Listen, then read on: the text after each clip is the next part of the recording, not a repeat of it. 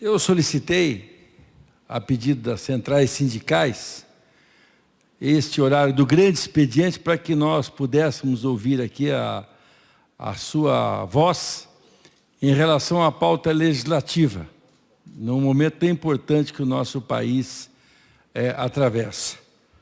E aqui hoje recebemos os representantes das centrais sindicais, além, é claro, de ouvirmos, né, o Sandro Silva, que é o nosso diretor do DIESE Paraná, e que, como supervisor, né, na área de emprego, mas de salário do nosso Estado, tem profundo conhecimento da economia e do tamanho do desafio que nos esperam, né? E, ao mesmo tempo, não posso deixar de registrar aqui, né, a importância desse documento, que é o CONCLAT, que trata sobre empregos, direitos, democracia e vida, a pauta da classe trabalhadora. É um documento que foi extraído, né, de forma absolutamente democrática, né, dos encontros, do debate, da discussão das centrais sindicais, da Central Sindical e Popular, a CSP com lutas, da CTB, a Central de Trabalhadoras e Trabalhadores do Paraná, a CUT, a Central Única dos Trabalhadores do Paraná, a Força Sindical do Paraná, a nova Central Sindical dos Trabalhadores do Paraná, a Pública, Central Sindical do Servidor Público, a UGT, União Geral dos Trabalhadores, além, é claro, de demais forças do movimento social e trabalhista sindical do nosso Estado. O fato concreto, senhoras e senhores, é que eu tive a oportunidade, como secretário estadual do Trabalho, Emprego e Economia Solidária, de ter convivido e trabalhado, aliás, grande parte da minha vida com as pautas do movimento sindical. E essas pautas são pautas focadas justamente na superação da profunda desigualdade que nós temos na nossa sociedade, que começa justamente pelo emprego. Emprego está sempre relacionado à dignidade do trabalhador. Por outro lado, o nosso Estado do Paraná tem gerado empregos, mas nós precisamos ter empregos de qualidade, ou seja, nós temos que aumentar o valor médio do salário do trabalhador paranaense. Esse é indiscutivelmente o maior de todos os desafios que nós temos. Por isso que essa pauta legislativa ela é fruto desse consenso, que se não é consenso, mas foi construído pela maioria, e eu dou como bom exemplo de um consenso que nós obtivemos no Paraná, que foi ter conseguido construir a política do piso do salário mínimo regional a partir de acordos tripartites no âmbito do Conselho Estadual do Trabalho. Nós temos hoje como uma política permanente, o piso do salário mínimo regional é o maior do país e ele tem sido uma referência importante, principalmente no momento que há uma sabotagem de muitos sindicatos patronais que recusam a fazer acordos ou convenções coletivas de trabalho, e aí sim o piso serve como referência para essas categorias, considerando quando não há acordo ou convenção coletiva de trabalho. E também atinge a todos os trabalhadores que não são sindicalizados, do ponto de vista de ter um sindicato representando a sua categoria profissional.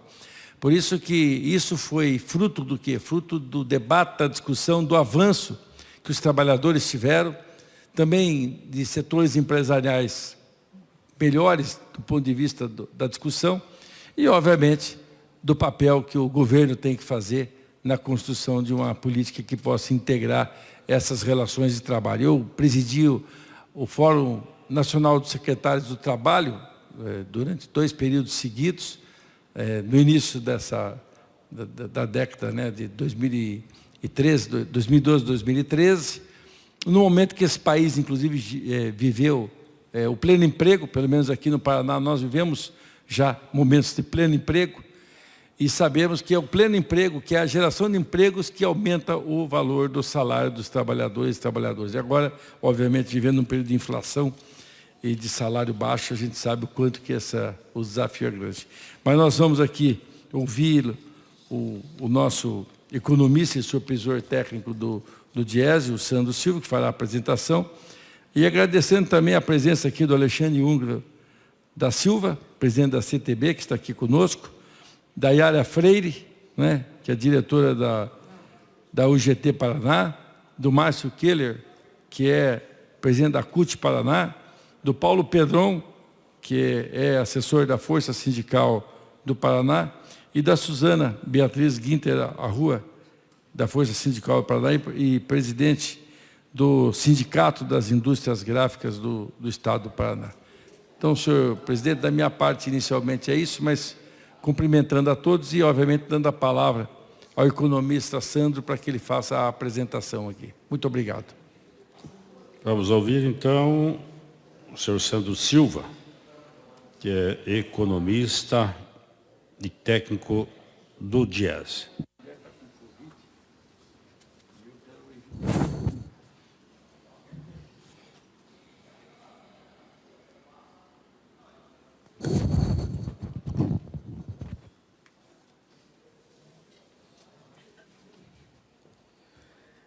Primeiramente, boa tarde a todos e a todas. Cumprimento o presidente Ademar Traiano, a deputada Luciana Rafaim, Romanelli.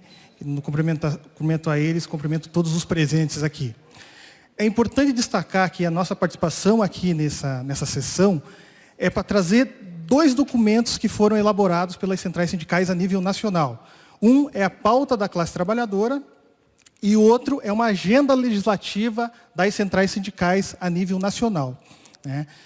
Esses são os 2 principais temas. Mas antes de apresentar os principais pontos da pauta e principalmente também da agenda, acho que é importante a gente resgatar um pouco e falar um pouquinho sobre o objetivo dessa pauta, né? Essa pauta ela tem como objetivo principal mudar a trajetória de desenvolvimento do país nos últimos anos. Infelizmente, a gente vem observando uma volta das políticas neoliberais, né, no Brasil, né, com redução do tamanho do Estado, várias reformas que, de certa forma, atacaram os direitos dos trabalhadores e da sociedade, né, e isso, infelizmente, não gerou crescimento econômico e nem resolveu o problema fiscal do país. A dívida interna brasileira continua aumentando, mesmo antes da pandemia, e agora, infelizmente, mesmo após da pandemia, a gente continua observando um aumento da dívida interna, um aumento da pobreza, da desigualdade social, né, da insegurança alimentar, aí com a volta dessa inflação alta. Então, essa agenda e essa pauta tem como principal objetivo colocar propostas das centrais sindicais, dos trabalhadores, né, de algumas mudanças com relação às políticas econômicas e sociais do país, né.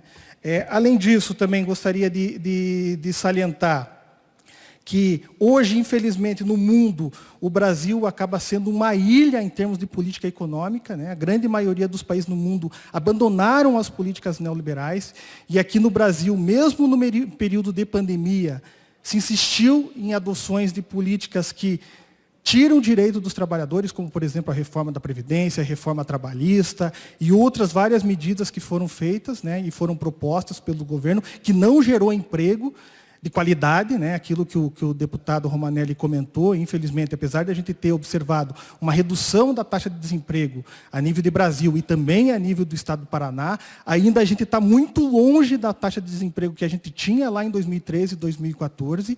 E, além disso, a gente tem um aumento da informalidade, um aumento da precarização do mercado de trabalho, né? Infelizmente, essa é a realidade que vivemos, né? E a pauta se coloca muito em relação a isso para a gente tentar mudar isso, né? Então, vamos apresentar rapidamente a pauta. Como foi comentado aqui, a pauta ela reúne várias centrais sindicais que participaram da sua elaboração. Ela traz 63 propostas que são divididas em 4 eixos principais, né, de propostas. Primeiro eixo, que são as prioridades com relação à política. Segundo eixo, desenvolvimento sustentável, com geração de emprego e emprego de qualidade, né, e geração de renda, que infelizmente hoje a gente pouco se discute das políticas de geração de emprego e renda. Emprego de qualidade, não adianta você gerar as ocupações informais ou Hoje, também, o que nós estamos observando, o que está crescendo, são os trabalhadores conta própria, que são aqueles trabalhadores que não conseguem um emprego e acabam tendo que buscar uma atividade para poder sobreviver, para poder comer, né? Além disso, a gente também tem um eixo de trabalho, emprego e renda, e, por último, também um emprego sobre estados e políticas públicas. Nesses eixos, e aí um dos pontos importantes, que antes de entrar nas propostas, a gente tem algumas diretrizes que estão apontadas nesse documento, que foi entregue aí nos gabinetes de praticamente todos os deputados, né? Onde as principais diretrizes que nós colocamos são a defesa e o fortalecimento da democracia, atender às necessidades fundamentais da sociedade brasileira, gerar emprego de qualidade com políticas que reduzam as desigualdades no mercado de trabalho, né? A gente vem observando ainda um aumento ainda da desigualdade para algumas pessoas, né? Promover o readensamento e sofisticação das cadeias produtivas de valor, desenvolvimento dos pequenos negócios, do cooperativismo e da economia solidária, preservação do meio ambiente com transição justa para os trabalhadores, trabalhadoras e comunidades afetadas, universalizar as políticas de educação e formação profissional com qualidade, o desenvolvimento regional, que é muito importante, porque a gente tem muitas desigualdades regionais e se aprofundaram nos últimos anos, inovação e modernização tecnológica, e uma última diretriz que a gente coloca da pauta é política externa soberana e integrada à região. Aqui, quando eu estou falando região, estou falando da região da América Latina. E aqui eu destaco alguns exemplos de propostas prioritárias que as centrais sindicais a nível nacional colocam, como instituir uma política de valorização do salário mínimo. É importante destacar que desde 2019 acabou a política de valorização do salário mínimo, né? Hoje a gente tem só o cumprimento da Constituição que fala da reposição apenas da inflação. Estabelecer um programa de renda básico com direito social articulado e integrado às políticas sociais. Promover a erradicação da fome, combater a carestia e garantir a segurança alimentar. 4, fortalecer a agricultura familiar e defender o desenvolvimento de uma agricultura com controle nacional das matérias-primas e garantia do armazenamento e comercialização. Infelizmente, nos últimos anos, a gente praticamente abandonou as políticas de apoio ao pequeno agricultor.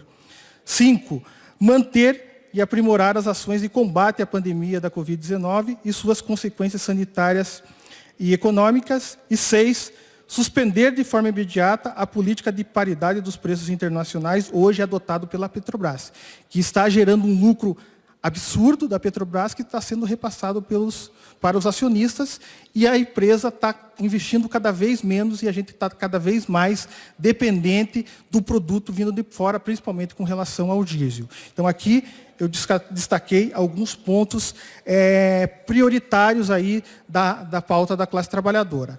Além dessa questão da pauta, como é uma pauta longa, eu não vou entrar em detalhes, nós repassamos para vocês todas as propostas que estão ali, naqueles 4 eixos que eu comentei.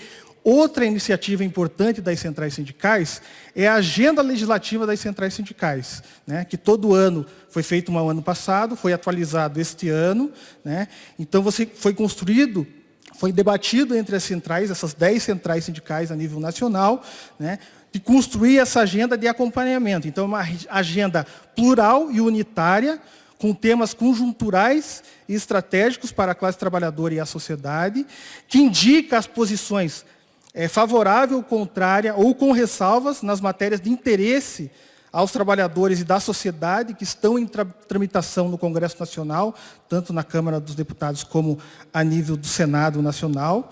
E ali o posicionamento reflete a necessidade de urgência e diálogo com os parlamentares. Nesta agenda deste ano, foram priorizadas 36 preposições. Infelizmente, a grande parte dessas preposições são contrárias aos trabalhadores, né? Dessas 36%, apenas 14 são consideradas favoráveis, né? E outras favoráveis com reforma aos trabalhadores. Todas as demais são algo que, de certa forma, do ponto de vista das centrais sindicais, acaba sendo negativo para as centrais. Além dessas prioridades da agenda, a agenda completa conta com um mapeamento legislativo com mais de 120... Pois não, pode continuar. Eu só estou quase acabando, deputado. Então, é a agenda legislativa com mais de 120 matérias, acompanhada pelas centrais sindicais. E busca ampliar e garantir a participação dos trabalhadores e da sociedade em todas as fases do processo de elaboração de leis, né?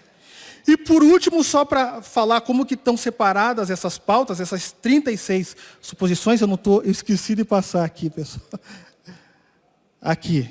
Né? Então, em 2022, 36 preposições são priorizadas, né? Sendo que 22 em tramitação na Câmara dos Deputados e 14 no Senado Federal, que impactam o emprego, direitos, democracia e a vida distribuída na seguinte temática. Então, a gente distribuiu, as centrais distribuíram essas prioridades aí de coisas que estão em pauta no Congresso Nacional nesses temas: trabalho e renda, reforma tributária e fiscal, meio ambiente e agricultura, reforma do Estado e privatizações, democracia, participação e eleições, e proposições relevantes na área de educação, dos indígenas, LGBTfobia, moradia, racismo, redução da pobreza, saúde, trabalho, dentre outras, né? Então, rapidamente, só para mostrar que existe esse outro documento, que depois a gente vai disponibilizar para todos vocês, que tem essa agenda prioritária das centrais. E também aproveitar a oportunidade de divulgar que também as centrais sindicais anunciaram, a gente vai lançar essa semana uma campanha da paz na política. Nós temos agendado para quarta-feira, dia 10, às 18h30, convidamos todos os partidos políticos, as centrais sindicais. Tivemos na semana passada uma reunião com o TRE Paraná, onde a gente vai fazer uma live com esse tema. Pois não, para concluir. Então, a gente vai ter na quarta-feira essa live discutindo paz na política, que é algo muito importante, a gente ter o debate e debater sem ter excessos, sem ter os casos de violências que nós estamos vivendo nos últimos dias, nos últimos meses, né? Infelizmente. Seria isso, deputado. Obrigado pelo espaço.